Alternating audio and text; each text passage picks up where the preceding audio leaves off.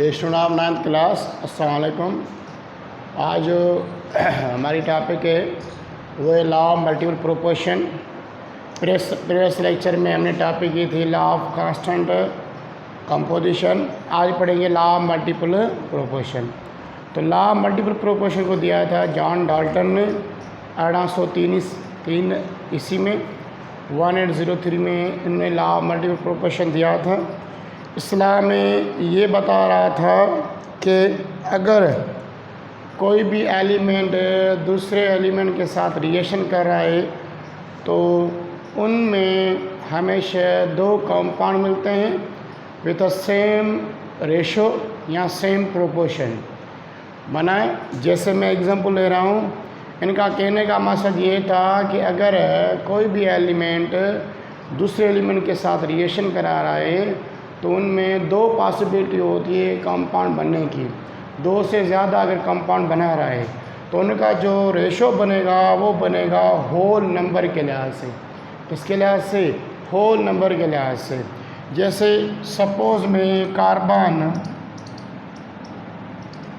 Oxygen के साथ reaction कर रहा है, तो कार्बन जब ऑक्सीजन के साथ रिएक्शन करता है तो इसकी एक कंडीशन होती है, तो ये एक कंपाउंड बनाएगा कार्बन मोनोऑक्साइड, दूसरा बना सकता है कार्बन डाइऑक्साइड। ये दोनों कंपाउंड बना सकते हैं। अगर इनमें बात करेंगे कार्बन का तो सेम रेशो है 1:1। इधर कार्बन मोनोऑक्साइड की बात करो तो कार्बन का भी सेम रेशो है, इधर भी कार्बन का भी सेम रेशो है। इसके भी 12 ग्राम है, इसके भी 12 ग्राम है। यहाँ पे उठाओ, यहाँ पे इसके ग्राम में 16 और इसके कितने 32। ये रेशो क्या हो रहा है? इंक्रीज हो रहा है with respect to whole number. अगर इनको उठाएं तो इनका क्या होगा 1:16। इसका क्या होगा 1:32। इस तरह के माना इनका होल नंबर के लिहाज से ये तो हो गया एक। इनको आप सिंपलीफाई करोगे तो ये आएगा 1 टाइम, ये होगा 2 टाइम। देखो कार्बन ऑक्सीजन का जो रेशो हो रहा है वो हो रहा है मल्टीपल प्रोपोर्शन के लिहाज से। एक से ज़्यादा एलिमेंट, आप बहुत सारे एग्जांपल उठाओगे जो ऑक्साइड कंपाउंड बनाते हैं। वाटर का एग्जांपल लो तो वाटर में ऑक्सीजन क्या होगा, पहले 1 उसके बाद 2। और दूसरी बात करो जो नाइट्रोजन के साथ ऑक्सीजन का रिएक्शन होता है तो वो भी ऐसे होल रेशो के लिहाज से 1 2 3 4 5 इस तरीके से ये कंपाउंड बनते जा रहे हैं। अभी लिखेंगे लॉ ऑफ मल्टीपल प्रोपोर्शन कहता है क्या है, किसने दिया, तो डेफिनेशन लिखें, उसके बाद में उसके एग्जाम्पल भी करेंगे।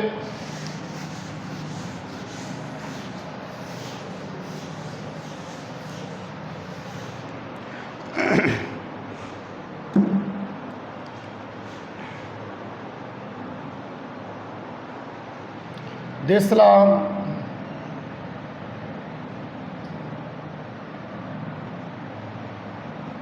was given by John Dalton in 1803। 1803 ईस्वी में इसने ला दिया। इसकी स्टेटमेंट वही लिखेंगे जो बुक वाली होगी।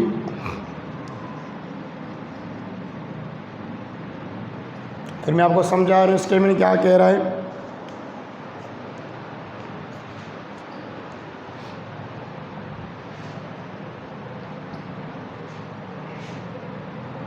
It stated that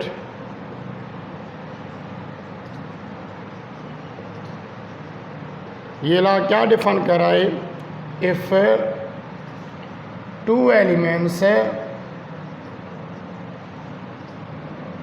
combine together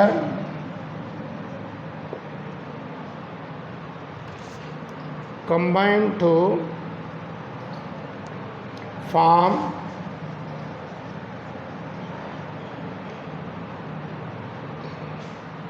more than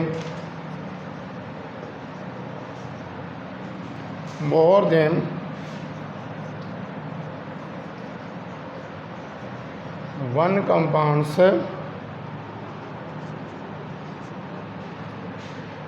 the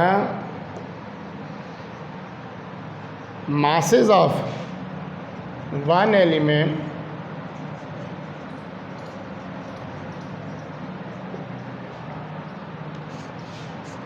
did combine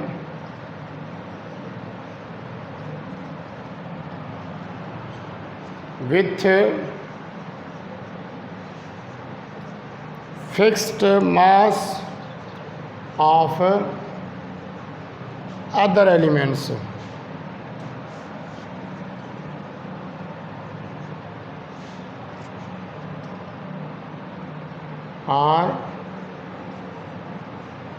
Are in ratio of small whole numbers.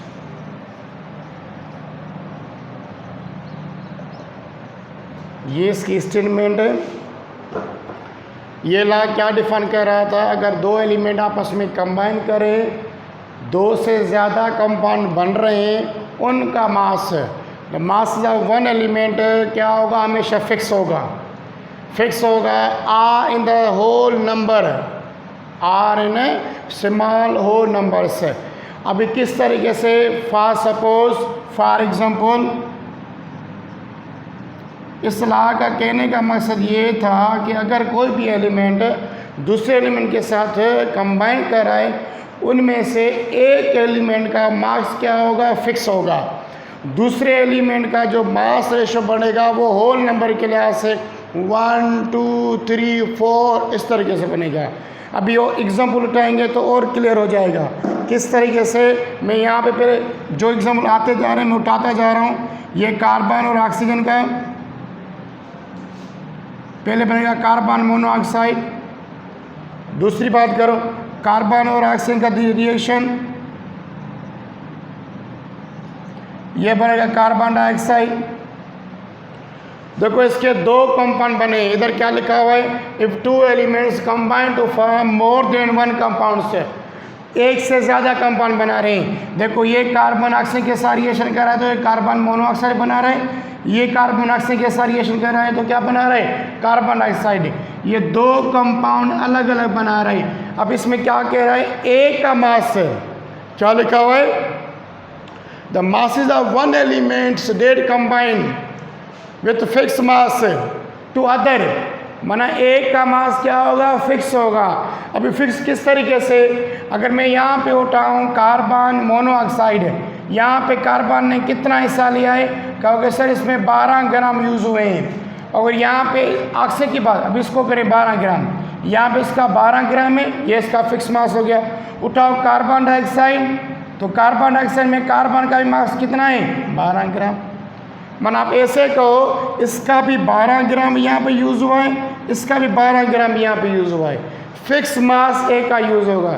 अभी बात आती है दूसरे की, ऑफ अदर एलिमेंट्स, जो अदर एलिमेंट होगा are in the ratio of the whole numbers. अभी होल रेशो नंबर के लिए अभी उठाओ ऑक्सीजन, ऑक्सीजन की अगर बात करें, यहाँ पे ऑक्सीजन का कितना है 116 ग्राम, यहाँ पे ऑक्सीजन कितना हो गया 32 ग्राम। माना ये हो गया होल नंबर में, माना 1 2 3 4 5 ऐसे ही अगर कंपाउंड बनते जाएंगे एक से ज़्यादा, जो दूसरा कंपाउंड होगा उसका मास इंक्रीज होगा या उसका जो रेशो होगा, एटॉमिक रेशो होगा वो होगा 1:2 1:4 इस तरीके से इंक्रीज होगा। ये यहाँ से यहाँ पे 12:16 हुआ है, इनको सिंपलीफाई करोगे तो ये 16 और इसको सिंपलीफाई करो तो 16 या 32 फिर 64 ऐसे बनता जाएगा। माना अगर इनकी सिंपल रेशो की बात करें, एटॉमिक रेशो की बात करें तो इनमें से डिफरेंट ऑक्सीजन का कितने हुए, डिफरेंट मासेस है 16 और 32 है। कार्बन की बात करें, कार्बन में दोनों रेशो क्या है 12:12, माना एक का क्या हुआ सेम एटॉमिक रेशो हुआ, दूसरे का क्या हुआ 16:32, माना डिफरेंट मास रेशो यूज हो रहा था इन एलिमेंट को कंबाइन होने में। इनका इस कार्बन डाइऑक्साइड और कार्बन मोनोऑक्साइड में किसका मास डिफरेंट है, वही कह रहा है ना, एक का मास फिक्स होगा। अगर कोई भी रिएक्शन करे, अगर 2 से ज़्यादा कंपाउंड बन रहे हैं ये हम आगे पढ़ेंगे। हर रिएक्शन के साइड रिएक्शन होते हैं। साइड रिएक्शन माना एक से ज़्यादा उनके कंपाउंड बनते हैं, पॉसिबिलिटी होती है। अब कार्बन ऑक्सीजन के साथ रिएक्शन करेगा तो फ़ौरन कार्बन ऑक्सीजन नहीं बनेगा, पहले बनेगा कार्बन मोनोऑक्साइड, उसके बाद बनेगा कार्बन डाइऑक्साइड। वाटर की बात करें तो वाटर पहले डायरेक्ट जो है ना वो नहीं बनेगा वाटर फॉर्मेशन, तो वाटर बनाएगा हाइड्रोजन पर ऑक्साइड बनाएगा दूसरी फॉर्मेशन। तो यहाँ पे कार्बन की पॉसिबिलिटी रेटा में रेशो लें, यहाँ पे लेंगे 1:1 सपोज में, यहाँ पे होगा 1:2। देखो होल नंबर के लिहाज से कैसे, एक का 1:1 है, दूसरे का 1, 2, 3 ऐसे इंक्रीज होता जाएगा। तो इस ला का कहने का मकसद ये था कि अगर कोई एक एलिमेंट दूसरे एलिमेंट के साथ रिएक्शन करके 2 से ज़्यादा कंपाउंड बनाएगा तो उनकी जो कंडीशन होगी, एक का मास सेम रहेगा, दूसरे का मास इंक्रीज हो जाता है with respect to the whole number. माना किस तरीके से, with respect to the a mass atomic weight. जैसे यहाँ पे ऑक्सीजन का पहले मास एटॉमिक वेट 16, 32, 64 ऐसे बढ़ता जाएगा। अभी और दूसरा एग्जाम्पल उठाते हैं। दूसरे एग्जाम्पल में उठाओगे तो जैसे वाटर का फॉर्मेशन है, वाटर देखो ये हाइड्रोजन रिएक्शन विद ऑक्सीजन, पहले बनता है वाटर, दूसरा हाइड्रोजन रिएक्शन विद ऑक्सीजन, ये बनाता है हाइड्रोजन पर ऑक्साइड। अभी यहाँ पे देखो हाइड्रोजन की बात करो, हाइड्रोजन के यहाँ पे भी कितने हैं 2 ग्राम, यहाँ भी कितने हैं 2 ग्राम। अगर यहाँ पे हाइड्रोजन की बात करें सर इधर भी 2 ग्राम, यहाँ पे भी 2 ग्राम। इधर ऑक्सीजन की बात करें, यहाँ पे ऑक्सीजन के कितने 16 ग्राम, यहाँ पे ऑक्सीजन कितने हो गए 32 ग्राम। सेम रेशो आ गया।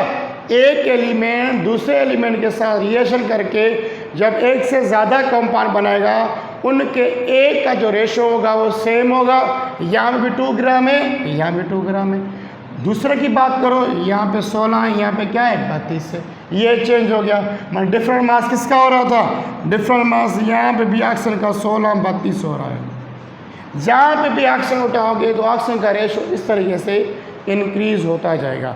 दूसरा एग्जाम्पल उठाओ,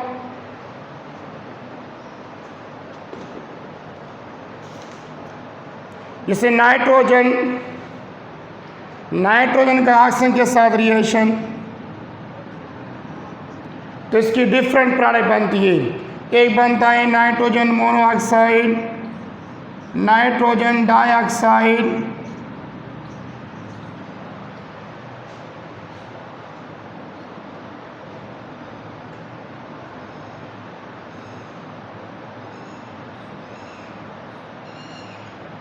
नाइट्रस ऑक्साइड।